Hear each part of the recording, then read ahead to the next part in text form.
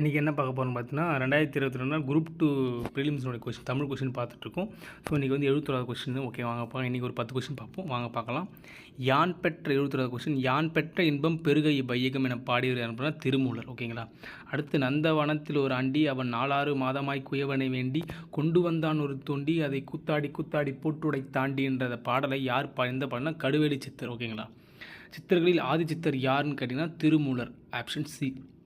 எழுதப்படாத பாடு டேஷ் எனப்படுகிறான்னு பார்த்தீங்கன்னா நாட்டுப்புற பாடல் என்று அழைக்கப்படுறாங்க. அடுத்து 75வது கொஸ்டின் என்னென்னு பார்த்தீங்கன்னா குறவஞ்சி என்பது சிற்றிலக்கியம். குறவஞ்சி வந்து ஒரு சிற்றிலக்கியம் அப்படின்றத சொல்கிறாங்க. அடுத்து தமிழ் விடுதூது நூலின் பாட்டுடை தலைவன் யாருன்னா மதுரை சொக்கநாதர் தான் தமிழ் விடுதூதின் பாட்டுடை தலைவன். அடுத்து 77வது என்ன பார்த்தீங்கன்னா வீரமாமுனிவர் இயற்றிய நூல் எதுன்னு கேட்டிங்கன்னா தேம்பாவணி. இதில் வந்து 3 கிடையாது. தேம்பாவணி வீரமாமுனி இயற்றிய நூல் எதுன்னு கேட்டிங்கன்னா ஆப்ஷன் பி. ஓகேங்களா. அப்புறம் மடலேறுதல் என்னும் துறையை பயன்படுத்தி ஆழ்வார்னா திருமங்கை ஆழ்வார். மடலேறுது இதில். ஓகேங்களா. ஆழ்வார்களில் எத்தனை பெண் ஆழ்வார்கள் இருக்காங்கன்றதை நீங்கள் கமெண்ட் பண்ணுங்கள். ஓகேங்களா. இது நான் உங்களுக்கு கேட்குற கொஷினு. தேம்பாவணியின் பாட்டுடை தலைவர் அப்படின்னா சூசை மாமுனிவர். தேம்பாவனுடைய பாட்டுடை தலைவர் யார் பார்த்தீங்கன்னா சூசை மாமுனிவர். ஓகேங்களா. அடுத்து பார்த்தீங்கன்னா இன்றைக்கான லாஸ்ட் கொஷின். அகநானூறு பற்றி சரியானதுன்னு கேட்குறேன். அகநானூறு 8 தொகை நூல்கள் ஒன்று கரெக்டு. இந்நூலில் நெடுந்தொகை என்றும் அழைப்பார். கரெக்டு. இது 10 பாட்டு நூல்கள் ஒன்று தப்பு. இது 8 தொகை நூல். ஓகேங்களா.